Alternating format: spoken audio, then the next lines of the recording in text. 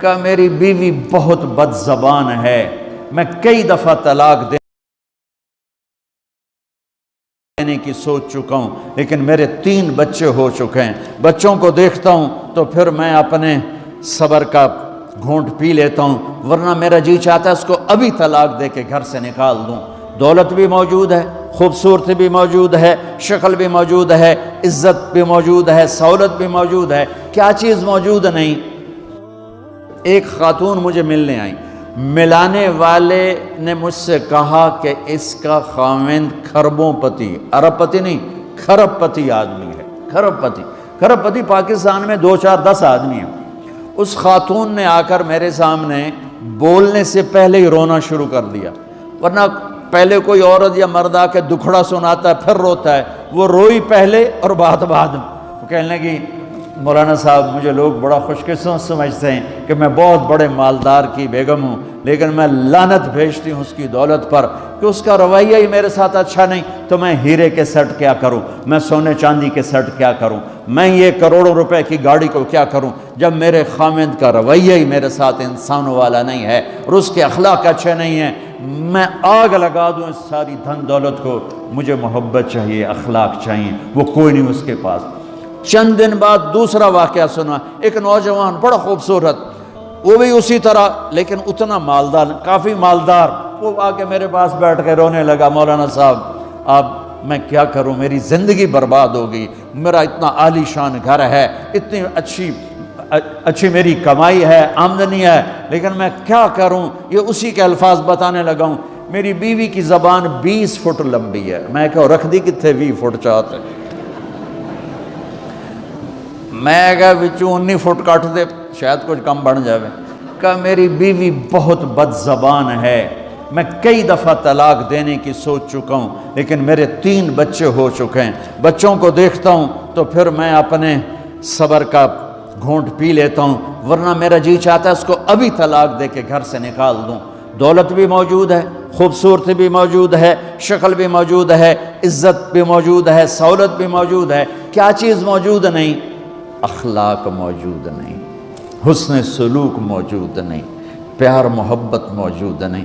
اب اپنے گھروں میں اگر خوشی دیکھنا چاہتے ہیں، ہر رشتے کو اگر آپ آباد کرنا چاہتے ہیں تو میرے نبی والی محبت دینا سیکھیں، میرے نبی والی محبت دینا سیکھیں، اپنے بچوں کو بھی، اپنی اولاد کو بھی، اپنے بہن بھائیوں کو، اپنے ماں باپ کو، ساس بہو کو، بہو ساس کو، سسر بہو کو، بہو سسر کو، بھائی بھائی کو، بہن بہن کو، اللہ کے واسطے برداشت کرنا سیکھو۔ مجھے میرے رب کی قسم ساری دنیا کا چین و سکون برداشت میں ہے، صبر میں ہے، صبر میں ہے، صبر میں ہے۔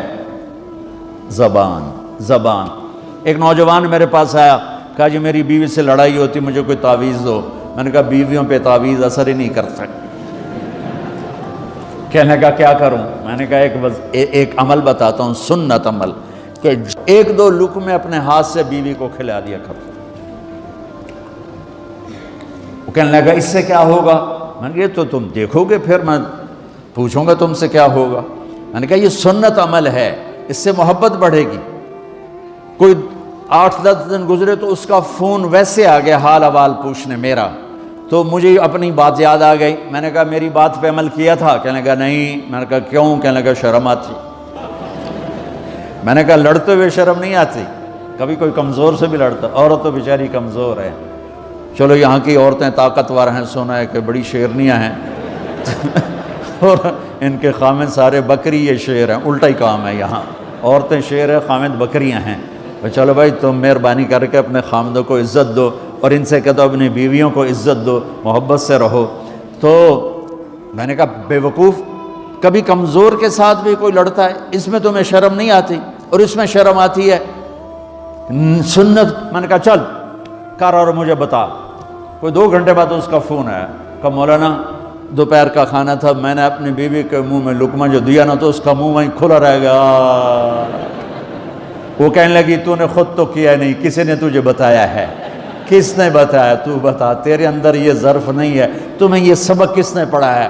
اس نے کہا مجھے یہ سبق مولوی طارق جمیل نے پڑھایا۔ تو کہنے لگا میری بیوی نے ایسے اپنی جھولی اٹھا لی اور کہا مولوی طارق جمیل اللہ اس کے بچوں کو سلامت رکھے جس نے تمہیں انسان بنایا۔ میرے بھائی بہنوں صبر کرنا سیکھو. ہماری ایک دھوبن تھی ماسی شریفہ، مر گئی بیچاری. تو وہ آ گئی میری بہن کے پاس، چھوٹا قد، موٹی ڈٹی تو بڑی لڑک کی، پوری شیرنی. وہ آ کے کہنے لگی میری بہن کو، اور میری بہن تو انہوں چنگی طرح جان دی ہے، بی بی اے میری نوواں بڑیاں لڑ دیا، میں نے کوئی تویز دے ساریاں میری نوکر بن جانا. اب میری بہن کو پتہ تھا کہ وہ سارا لڑائی دا تماشا تھا ماسی شریفاں تو شروع ہوندہ، ادو تو ہوندہ ہی کچھ نہیں، بیچاریاں معصوم جیاں چھوٹیاں چھوٹی عمر دیاں. تو میری بہن نے ایک تعویذ بنایا اور اس کو یوں رول کر کے نا اس کو کہا ماسی شریفاں ہن جس لے تیری لڑائی ہوئے نا اس تعویذ تو چک مار کے بہ جانا ہے تے چھڑنا نہیں، جے تو چھڑیا تو مر جانا ہے، انہوں پکا کر کے رکھیں. اس نے کیا کیا؟ ماسی شریفوں کو چپ کروایا. اب ہمارا دیہاتی ماحول ہے، تعویذوں کی بڑا عقیدت ہے، صحیح تعویذ تو اثر کرتے ہیں لیکن اکثر تو ہیرا پھیری والے بیٹھے ہوئے ہیں سارے ہی. تو اللہ ماشاءاللہ. تو 8ویں دن وہ آ گئی، بی بی تو بڑا چنگا تعویذ دیتا، ساری لڑائی ختم ہو گئی. کیوں کہ ماسی شریفہ چپ ہو گئی. تو میں ان ساری مستورات کو یہ تعویذ دے کے جا رہا ہوں، یہ سب لے لو، یہ مرد بھی لے لو، اور جب کوئی جھگڑا ہو اے یہاں رکھ کے چپ کر کے بیٹھ جانا، آپ کی لڑائیاں ختم ہو جائیں. اگر آپ بولتے رہے تو پھر لڑائی ختم نہیں ہوگی. میرے نبی کی زندگی سیکھو، معاف کرنا سیکھو، محبت دینا سیکھو. ایسا نہ ہو کہ دو آپس میں بولتے نہ ہوں، ایسی بد اخلاقی سے بچو. اور آخری بات یہ ہے، آپ اس ملک میں رہتے ہیں، اب یہ آپ کا ملک ہے، اگر آپ کے پاسپورٹ ہیں تو یہ آپ کا ملک ہے. اس کو، اس کے قانون کو عزت دو، اس کے قانون کو احترام دو. یہاں کی گورنمنٹ کے ساتھ مجھے پتہ چلا ہے کہ بہت سے لوگ ہیں فرضی بیمار بن کے وظیفے لے رہے ہیں. یہ حرام ہے، یہ دھوکہ ہے، یہ فراڈ ہے. جو حکومت آپ کی اتنی ہمدرد ہو کہ گھر بیٹھے آپ کو وظیفہ پہنچائے، آپ کے بچوں کے وظیفے لگائے، آپ کے وظیفے لگائے، انہی کے ساتھ دھوکہ کرنا ہے، انہی کے ساتھ فراڈ کرنا ہے. اللہ کی قسم یہ آپ اپنے ساتھ فراڈ کر رہے ہیں، یہ آپ اپنی ذات کو دھوکہ دے رہے ہیں، ان کو نہیں دھوکہ دے رہے، آپ اپنے آپ کو دھوکہ دے رہے ہیں. ایک سردار جی ریل میں چڑھا، ہنسی جائے. لوگوں نے پوچھا سردار جی بڑے ہنس رہے ہو؟ کہنے لگا ریلوے والوں کے ساتھ آج بڑا فراڈ کیا، چکر کا دے دیا، ریلوے کو چکر دے دیا ہے. کہ سردار جی کیا چکر دیا ہے؟ کہنے لگا واپسی کا ٹکٹ بھی لے لیا ہے اور واپس میں نے آنا کوئی نہیں ہے. میں کہ سردار جی اپنے آپ نے چکر دیتا ہے تسی تو جتنی 2 نمبری کرنے والے ہیں یہ اپنے آپ کو چکر دینے والے ہیں. اللہ کے واسطے اس حکومت کا نہ ٹیکس چراؤ، نہ ایسی 2 نمبری کرو، نہ یہاں کی بچیوں کو دھوکہ دے کر کاغذ بنانے کے لیے شادیاں کرو.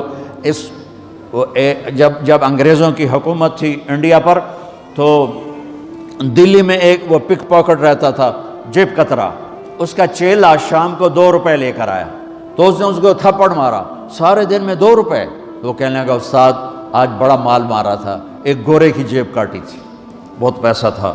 جب میں 4 قدم چلا، سننا ذرا اس زمانے کے چور کا ایمان سننا. کہنے لگا جب میں 4 قدم چلا تو مجھے خیال آیا اگر قیامت کے دن عیسیٰ علیہ السلام نے میرے نبی کو گلہ دے دیا کہ آپ کے امتی نے میرے امتی کی جیب کاٹی تھی تو میرے نبی کو شرمندہ ہونا پڑے گا. تو پھر میں نے کہا میری وجہ سے میرا نبی شرمندہ ہو. میں نے جا کر اس کو واپس کر دیا، اے 2 روپے اپنے دے کپ کے لے آندے. تو اس نے اس کو 10 روپے انعام دیا کہ یہ 10 روپے تیرا انعام ہے. اب آپ اس ملک کے اگر ہیں، آپ کے پاسپورٹ ہیں تو آپ یہاں کے ہیں، آپ اپنے پیچھے اپنے رشتہ داروں کی مدد کریں، جو مرضی کریں، لیکن میرے بھائی بہنوں اس سے اپنا ملک بنا کے چلو. یہاں غریبوں پہ خرچ کرو. زکوٰۃ تو مسلمان کو دی جاتی ہے کوئی شک نہیں، لیکن صدقات خیرات پیچھے بھیجنے کے بجائے یہاں کتنے غریب لوگ ہیں، کتنے ضرورت مند لوگ ہیں، کتنے لوگ ہیں جن کے پاس گھر کوئی نہیں، کتنے لوگ ہیں جو کونسل کی طرف سے وظیفہ لے کر روٹی کھا رہے ہیں اور وہ پوری نہیں پڑتی. ایسوں کو ڈھونڈ کے ان پر خرچ کرو، ان کی مدد کرو، کسی کی جانی خدمت کرو، کسی کی مالی خدمت کرو. میرے نبی نے فرمایا ہر مسلمان کے لیے ضروری ہے کہ صدقہ دے، ہر مسلمان روزانہ صدقہ دے. تو صحابہ نے کہا یا رسول اللہ پیسے نہ ہوں تو آپ کہتے چلو کوئی بات نہیں. کہا نہیں سنو، آپ نے کہا بازار میں جا کے مزدوری کرے اور مزدوری کے قیمت وصول کر کے صدقہ کرے. صدقہ اتنا ضروری ہے، بلاؤں کو ٹال دیتا ہے، مصیبتوں کو ٹال دیتا ہے. تو یہاں رہنے والے یہاں کے قانون کا احترام کریں، یہاں کے قانون کو عزت دیں، اللہ کے واسطے دو نمبری نہ کریں، دیانتداری سے چلیں. میرے نبی نے فرمایا میرا امتی ہر گناہ کر سکتا ہے، دو کبھی نہیں کرے گا، ایک جھوٹ کبھی نہیں بولے گا، ایک دھوکہ کبھی نہیں دے گا. تو اللہ کے واسطے دھوکے فراڈ سے چلیں. کہیں آپ لڑے ہوئے ہیں صلح کر لیں، پیار محبت دیں، معاف کریں، اپنے بچوں کو ٹائم دیں، ان کو اچھی تعلیم دیں، یہ اعلیٰ عہدوں پر پہنچیں، اعلیٰ جاب پر پہنچیں. ضروری نہیں کہ تمہاری طرح مزدوریاں ہی کریں، ان کی تعلیم کا یہاں سکول بناؤ، یہاں کالج بناؤ، اپنے سکول بناؤ، اپنے کالج بناؤ، اپنی اولاد کو اچھی سے اچھی تعلیم دو کہ یہ آگے چل کے بڑے شعبوں پر اور بڑی جاب پر پہنچیں اور تمہارے لیے عزت بنے، باعث عزت بنے، باعث افتخار بنے. آپس کی پیچھے لڑائی چل رہی، اس نے 1 کنال کا گھر بنایا، میں نے 2 کنال کا بنایا. اور میں ایک جگہ گیا، پہاڑ میرپور گیا، میرپور بڑے بڑے گھر شہر میں انٹر ہونے سے پہلے بڑے بڑے گھر. میں نے کہا یہ اور لگیں جیسے خالی. میں نے کہا یہ کیا ہے؟ میں پہلی دفعہ میرپور کہا یہ انگلینڈیوں کے گھر ہیں، ان کے مقابلے لگے رہتے ہیں. اس نے کنال کا بنا، میں 2 کنال کا بناؤں گا. اس نے 2 کنال کا بنا، میں 4 کنال کا بناؤں گا. بناؤ گھر اپنی ضرورت کے بنا لو، جب جانا ہو وہاں نہ تم جانے والے ہو پیچھے نہ تمہاری اولادیں. ان کو یہاں کی نسوار لگی، واپس جائیں گے لوڈ شیڈنگ میں. ایک پٹھان بھائی ناراض نہ ہونا، ادھر بہت ہیں پٹھان. تو ایک پٹھان کا خرگوش گم ہو گیا، خرگوش. تو لوگوں نے افسوس کیا خان جی آپ کا خرگوش گم ہو گیا. کہنے لگا خوچا کوئی بات نہیں ہے، ہم نے اس کو نسوار کا عادی بنایا ہوا ہے، جب نشہ ٹوٹے گا ہمارے پاس آئے گا. یہ تمہاری نسل اور تم انگلینڈ کی نسوار کھا کھا اب تم پاکستان جاؤ گے، ہندوستان جاؤ گے، بنگلہ دیش جاؤ گے. تم نے یہی رہنا ہے. اسے اپنا ملک بنا کے چلو، سنسیئر ہو کے چلو، اس کے قانون کا احترام کر کے چلو. یہاں غریبوں پہ صدقہ تو غیر مسلموں کو دو، ان کے دل قریب ہوں، ڈھونڈ ڈھونڈ کے دو، وہ تم سے پیار کریں، وہ تم سے محبت کریں. ان کے ہائے ہائے او میرے نبی تشریف فرما تھے. ایک طوائف گزری، طوائف پروسٹیٹیوٹ. وہ آپ کو دیکھ کے نا آپ کا مذاق اڑانے کے لیے، کیسا نبی ہے، اکیلے بیٹھ کے کھاتا ہے، کسی کو پوچھتا ہی نہیں. غیر مسلم کافر طوائف، کتنی برائیاں اکٹھی ہو گئی. آپ نے کہا آ جا، وہ آ کے بیٹھ گئی. آپ نے کہا کھا، وہ تو آپ کا مذاق اڑا رہی تھی کہ نہیں ایسا نہیں کھاؤں گی، جو تیرے منہ میں ہے اپنے ہاتھ سے نکال کے مجھے کھلا. اس کا خیال تھا یہ مجھے ڈانٹیں گے، کہیں گے اس کو اٹھاؤ، 2 چھتر مارو، اس کو دفع کرو. میں کہوں گی دیکھو تمہارا نبی کیسا ہے، اتنا بد اخلاق. تو انہوں نے کہا نہیں، جو تیرے منہ میں ہے وہ نکال اور اپنے ہاتھوں سے میرے منہ میں ڈال. میرے نبی نے کہا یہ لو. آپ نے لقمہ منہ سے نکالا اور اس کے منہ میں ڈالا. اب پنجابی کی مثال ہے، کبے نو لت لگی وہ سدھا ہو گیا. میرے نبی کے منہ کا لعاب جب اس طوائف کے منہ میں گیا، وہ ساتھ ہی کلمہ پڑھ گئی، ایمان لے آئی اور مدینے کی شریف ترین عورت بن گئی. میرے نبی تو اس طرح اخلاق والے تھے. یہاں تو نوکر سسٹم نہیں. میں پاکستان میں بھی روتا رہتا ہوں کہ نوکروں کے برتن الگ ہیں اور مالکوں کے برتن الگ ہیں. عورتوں کی نوکروں کی پلیٹ الگ ہے اور مالکوں کی پلیٹ الگ ہے. میرے نبی نے طائف کے کافر آئے، روزانہ ان کے ساتھ بیٹھ کے رات کو کھانا کھاتے تھے، ان کا جھوٹا کھاتے تھے. یہ اخلاق تھے جس نے انہیں کلمے میں داخل کر دیا. نجران کے جوڑ نظر آئے گا. اور میرے رب کی سنو، ان استقالنی اقلت لا، تو توبہ توڑ کے لے آئے 1 دفعہ یا 1000 دفعہ، ایسا جوڑوں گا کہ جوڑ نظر ہی نہیں آئے گا، بے جوڑ کر دوں. اور یہ تیرے کرامن کاتبین کو بھی نہیں پتہ چلے گا کہ یہ توبہ ٹوٹی ہوئی ہے اور ٹوٹ کے جڑی ہے یا ٹوٹی نہیں. اللہ ایسی توبہ ہماری قبول کرے گا. جب ہو توبہ کرو، جب ہو توبہ کرو. تو نیت کرتے ہو توبہ کی؟ اگر ہم نے سچے دل سے کر لی تو اللہ کی قسم یہیں بیٹھے بیٹھے ہم سب ایسے ہو جائیں گے جیسے ماں کے پیٹ سے نکلے ہوں. اور پھر اگر ٹوٹ جاتی ہے، وہاں جا کے ٹوٹ جاتی، پھر کہنا یا اللہ میری توبہ. ماں تنگ آ کے شاید بچے کو مارنے لگ جائے، لیکن میرا رب کبھی تنگ نہیں پڑتا. جب بھی جھکو گے معاف کرے گا، جب بھی جھکو گے معاف کرے گا. اللہ تعالی ہمیں توفیق دے. تو میرے ساتھ کہو یا اللہ میری توبہ، پھر کہو یا اللہ میری توبہ، پھر کہو یا اللہ میری توبہ. اب اگر دل سے ہے تو سب معاف ہو گیا. آپ سب کو مبارک ہو.